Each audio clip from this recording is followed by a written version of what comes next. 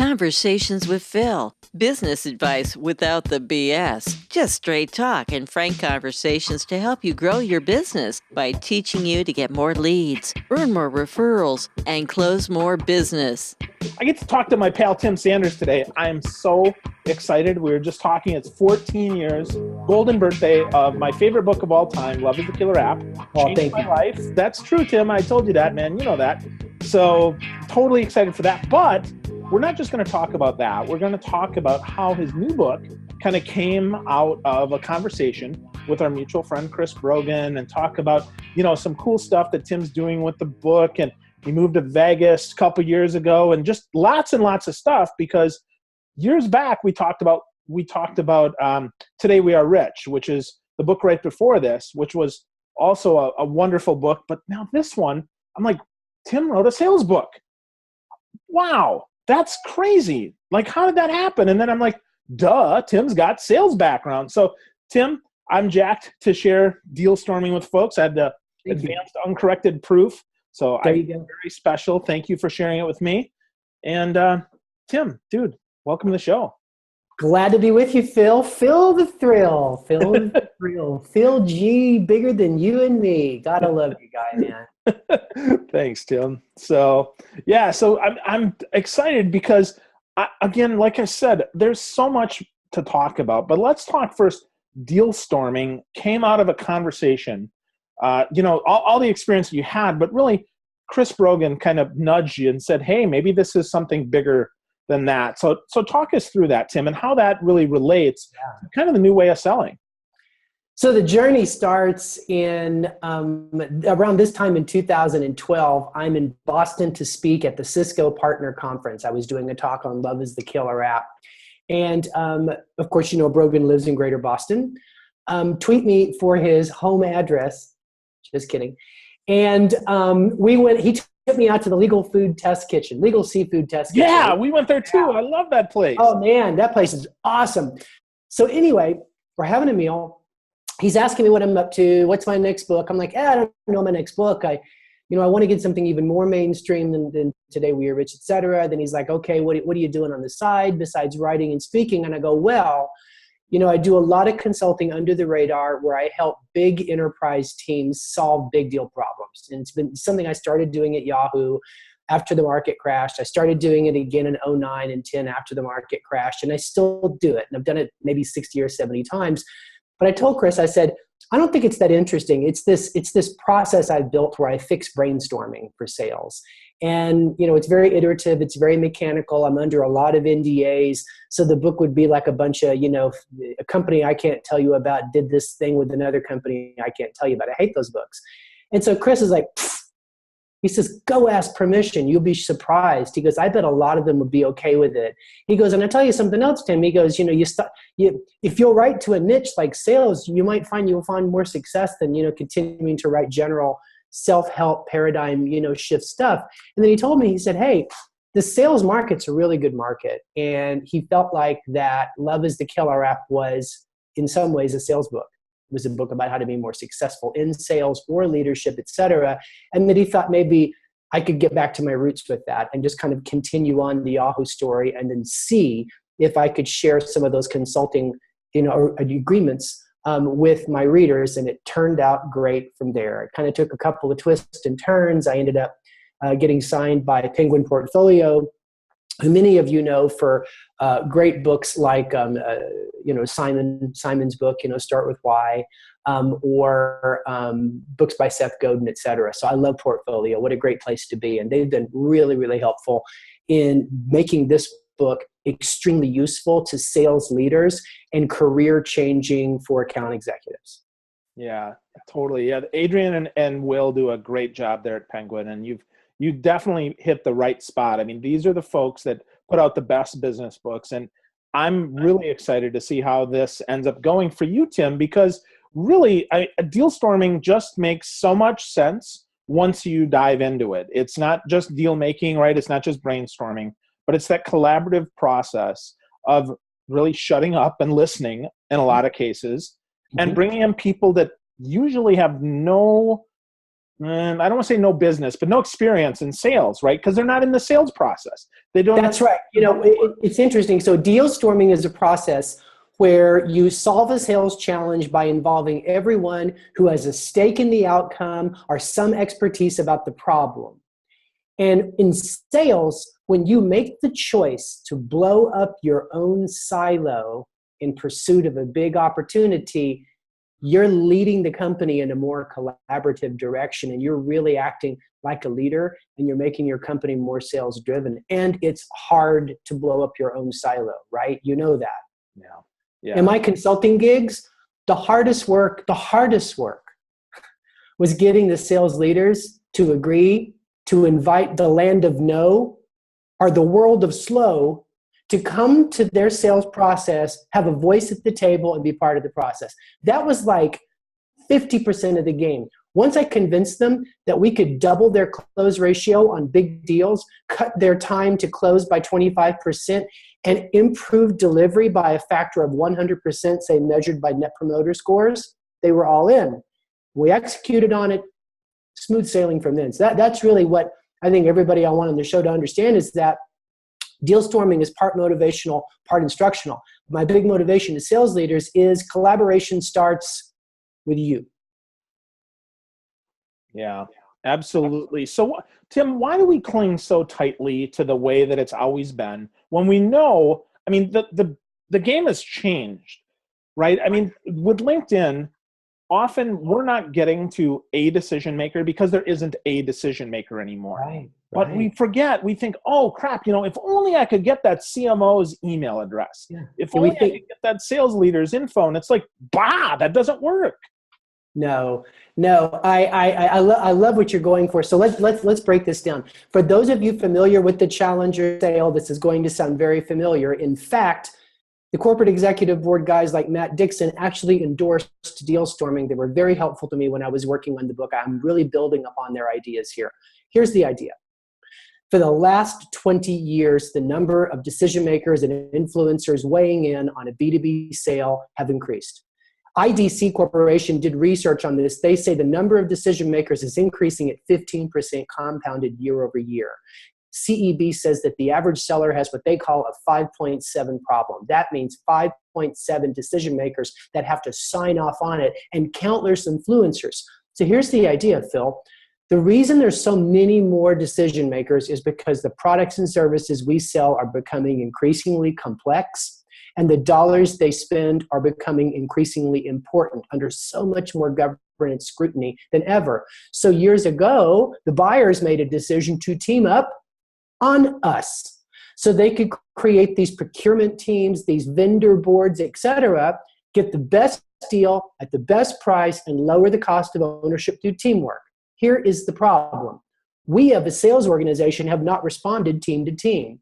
If you read a recent book, one of my favorite books of last year, Team of Teams, General Stanley McChrystal kind of relates to business, how he led the forces in Iraq. And basically his idea is it takes a network to defeat a network. So the buyers have organized, and they're making it harder than ever for us to penetrate and certainly to win by getting to one person. But as Corporate Executive Board released just last year, this buyer teaming does not have a very good process around it, so they're very dysfunctional. They all have multiple agendas. So right now for the average B2B seller, your competition is not who you think it is. Your competition is the status quo. And what's happening is the buyer is becoming so dysfunctional as an ad hoc team, they can't change anything. So that makes it even more important for us as sellers to figure out how to be more innovative from contact to conception of the deal to convincing them to contract. And that's where my process comes into play, because when genius is required, understand genius is a team sport. Yeah, absolutely, Tim. I mean, we are so used and so programmed in many cases to believe in the lone wolf. The one comes down from on high and makes the big sale, or is the big person on the other end that makes the sole decision. And that's not the case anymore. So when I first went off to write the book, because I'm I'm an artistically inclined person. I'm a musician. I've got a recording studio upstairs. I like to write poetry. I just think creatively. I love to shoot photos. You know me. I'm just into that stuff. I first kind of went down this path of like how to be a more creative person so you could be more successful in sales. And then it kind of stumbled into this collaboration thing, which ended up being more important. But along the way, you know me, the Love Cat research is everything about what I care about. So I literally went out and read maybe 30 books on creativity, maybe 100 academic papers on creativity. I'm saying that like at least that much stuff. And I bumped into a couple of books. I bumped into a book by Robert Weisberg called Beyond the Myth of Genius. And then I bumped into a more recent book by our common friend, David Burkus, called The Myths of Creativity. Yeah. And I got to tell you, when I read this stuff, it kind of pissed me off because it kind of hurt. It hurt a romantic notion I'd held very dear my whole life. Both those authors say that the number one myth of creativity is the lone genius. They debunk case by case by case all of our stories that we tell ourselves about Thomas Edison invented the light bulb, right? Eli Whitney invented the cotton gin. Darwin came up with the theory of evolution, et cetera, et cetera. When I talked to David Burkus about this later, I told him how hard it was for me to accept that. And he goes, well, of course it is. We all want to be heroes. We all want to believe that one person can change the world with a big idea and a lot of courage, right? I mean, that's a romantic notion. And we talked about this survey 2 years ago. Oh, it was last year, actually. 1,000 people in a random survey were asked who invented the iPod. 695 people had the same answer, and this was not multiple choice. Guess who they said invented Steve Jobs. Right. Okay. Less than 1% said the team at the studio. Yeah. Okay. So it's a notion, David said. We love our rock stars more than our bricklayers. Now, here's the problem. If you believe that one person can solve a problem on their own, why would you ever collaborate? Because collaboration comes with costs. It comes with risks. It democratizes a process where sales is absolutely in control unless the land of no gets involved. So Burkus is like, to create a collaborative culture, you must abolish this myth of genius, and you will fight it, and they will fight you. Like last week, for example, there was a video that Big Think, if you guys have never been to bigthink.com, you got to go there. Great video collection from a lot of cool people. I happen to make it one with them, so I'm not promoting myself when I say that, but they released a video over the weekend called 3 Myths of Genius Debunked where I kind of went through these things I'm talking to you about. And we got a lot of traffic. I think it's up to 50,000 views right now. But we also pissed off a lot of people. There's just a whole lot of people where that just really upsets them down to their core because, when we begin to believe that all great inventions are the result of collaboration, then people say, well, I have big ideas. I've done things on my own, et cetera. So it's really important, though, for us to understand that because in the world of sales, it leaks over and becomes the lone wolf salesperson who can solve the big account crisis on his own, maybe in consultation with his or her manager or the account coordinator. And you got to stop thinking that way.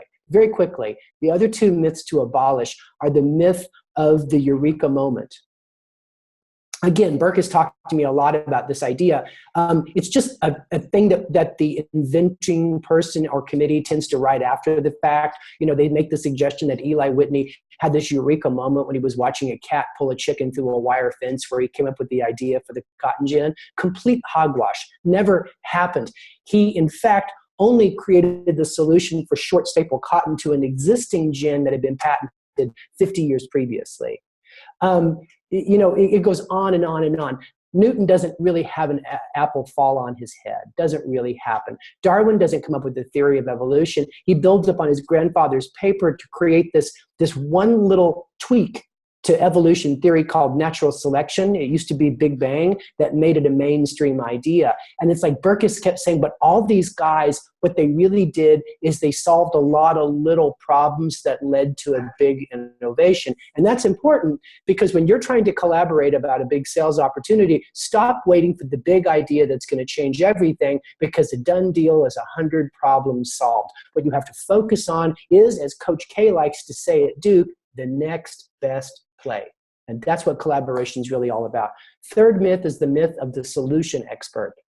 I believe there's experts on the problem space that kind of know what we're up against, but we can't rely on experts for the actual solutions. The most important rule for a great deal storming meeting is the simple idea: ideas can come from anywhere. Some of the most creative ideas you'll ever get when you're in the solution phase of the discussion come from the edges of your company, because there's people out there that have nested information you don't know. They have personal experiences you've never had, and they're not bound to the same sales silo constraints you are. That's why sometimes in my deal storm meetings, the big idea from the presentation came from an HR recruiter in the room. Came from somebody in finance that just does pricing and rev recognition, but it's because they have this ability to make connections that we can't make because we're so steeped in the problem, right? So that's really important to understand. Is we got to make sure and create an environment where the work is the genius, where it's 100 problems solved. And while we look for people with expertise in the problem, once we start discussing the next best play, we believe ideas can come to anywhere, subject to verification, of course. Yeah, that's brilliant, Tim. I mean, that's where the ideas have to come from.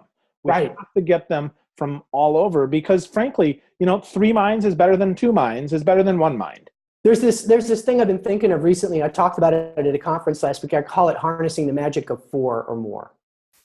So in writing the book, I also relied on interviews with 200 sales leaders across all kinds of industries.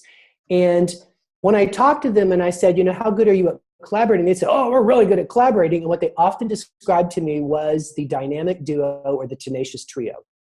Okay.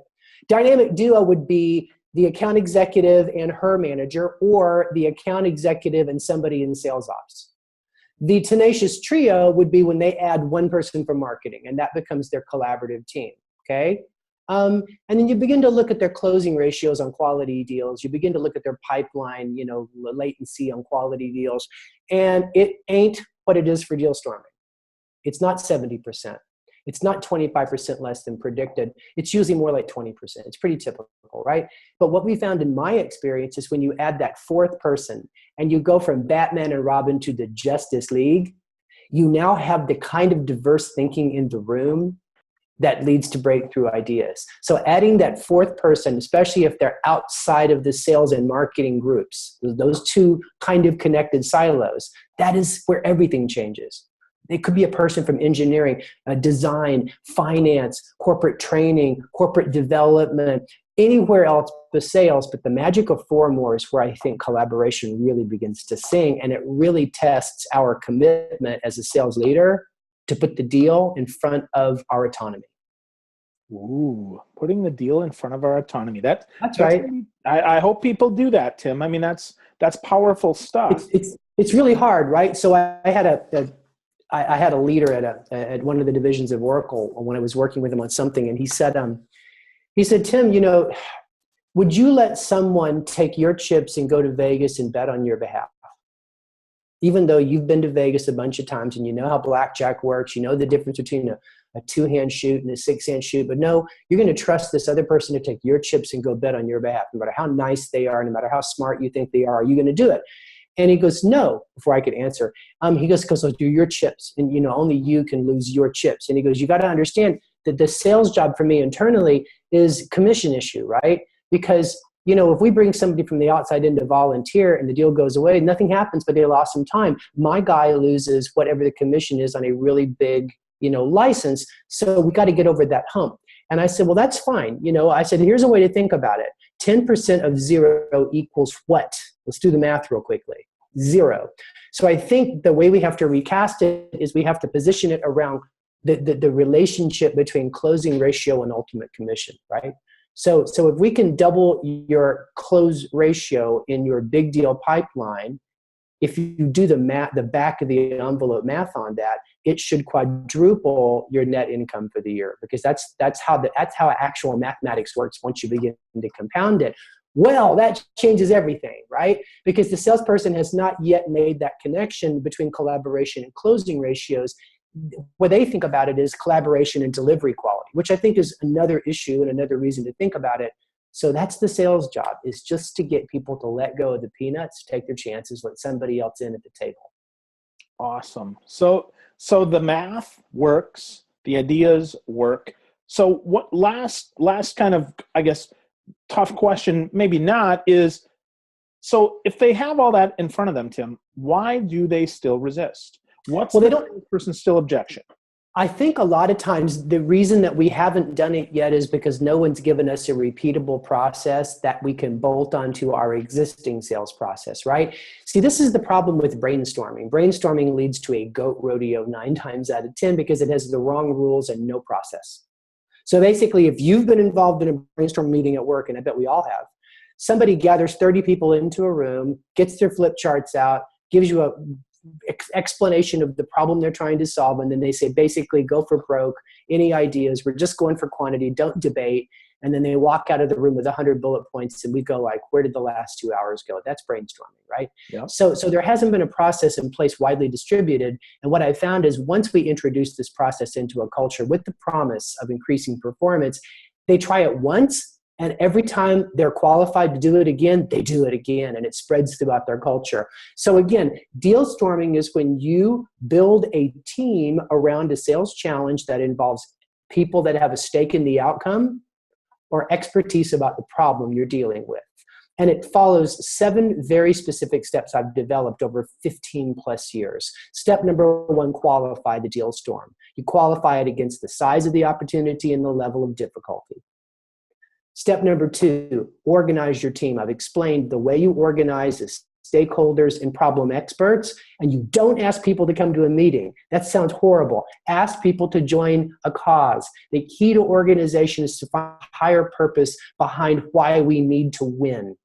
It's not just the money. Sometimes it's about beating our rival in the market. Sometimes it's about making a beachhead into a new vertical. Sometimes it's about saving an account as well as our reputation. But organization comes down to the why, not the what. Step 3, prepare people. Chance favors the prepared mind. In the book, I talk about the secret sauce for sales collaboration when you're working with other departments is the deal brief. That 3 to 4 page summary of the problem, the opportunity, the influence map, what you've tried to date, some of the dialogue, and a specific assignment for everyone coming to the meeting. When we inject that into the process, people show up with ideas. And we debate those ideas, and they already know their assumptions, and we actually produce the next best play. Step 4 is to convene, have the meeting. Step 5 is to execute, act on the meeting. Everyone shares work. Step 6 is to analyze our results, figure out if we're making progress, if we need to reconvene, if the deal is dead, or if tactics we use need to be scaled into the new sales process. And then finally, step 7 is reporting. That's closing the loop for everyone who's put time and effort away from their jobs into helping us, passing out recognition and escalating winning place to senior leadership so we think out of the box in order to make it stronger. That's the process I introduce. Once you understand how to do that, I believe as sales leaders, you realize that every time you face the complex, you're going to go wide to win. Yeah, going wide to win. Great. That's it. Great Don't go reminder. tall. Yeah. Don't go tall. You're just going to fall on your face, right? If you go wide and you spread out, the diversity of thinking will conquer any level of complexity. I tell people this all the time. There is no challenge in your life that you cannot overcome if you are willing to go wide. Awesome. Awesome. So we want folks to go wide to win. Where do they get the book, Tim? And you said, you kind of teased me at the beginning there. You said we've got some bonuses if folks order some books. Oh yeah. So here's the thing. If you, first of all, you're going to go to timsanders.com/DS, as in deal storming, timsanders.com/DS. By the way, if you would like me to personally send you a free chapter of the book, Chapter 3, Sales Genius is a Team Sport, I'm getting crazy here, Phil. Just send me an email. I'm tim@timsanders.com. I'll reply to every one of your requests. So anyway, we put together some bonus packages. If you pre-order the book, I will send you immediately the Relationship Power ebook I wrote, which updates Love is the Killer app. Every person that you buy a book for, whether you buy 1 or whether you buy 20, gets a scholarship to the Deal Storming Bootcamp I've created. It's a 120-minute video training course on how to be a master collaborator at work. If you buy 20 or more in advance, I'm going to personally sign and mail to you the same advanced reader copy I sent to you. Hold it up, Phil. I think we only have about 50 of these left in the world. The book doesn't come out for a while, but you can get that. The final thing I'll say is that for those that buy 50 or more, this is less than $1,000 investment. You get all the stuff we just talked about, 50 scholarships, the ebook, etc. But I will also conduct a 45-minute live webinar, just like we're doing now, for your team. And I'm willing to give you advice at the process or even at the big deal level. So there you go. You can read all about this at timsanders.com/DS. Yeah, Dealstorming, baby. Well, cool, Tim. So when do you go on the road? Are you already pitching this one, or what's next, man? Yeah, the book tour is going to start in San Marcos, Texas, Sunday, the 21st of February. I'll be moving through cities like Dallas, Chicago, Orlando, Seattle, Las Vegas, Phoenix, the Bay Area, Los Angeles, and more cities. So if you're in any of those cities, just email me, tim@timsanders.com. I'll make sure you're personally invited to one of our Sales Challenge summits. Awesome. Well, cool. Well, when you get to Orlando, let me know, Tim. I moved to Tampa now, so. I know that. I saw you, man. Tampa's a great place. Good for you, brother. Good for you. Thanks, Tim. Well, cool. Well, thanks for the time today, Tim. I really do encourage folks, pick up Dealstorming. If you want kind of that backstory, Love is the Killer app is an amazing book as well. But, get more at Tim Sanders. timsanders.com. If you want more Dealstorming, just add the /DS for Dealstorming. It's great. Tim, I love you, man. Thanks for being here, dude. Love your guts, buddy. Talk to you later. Yep.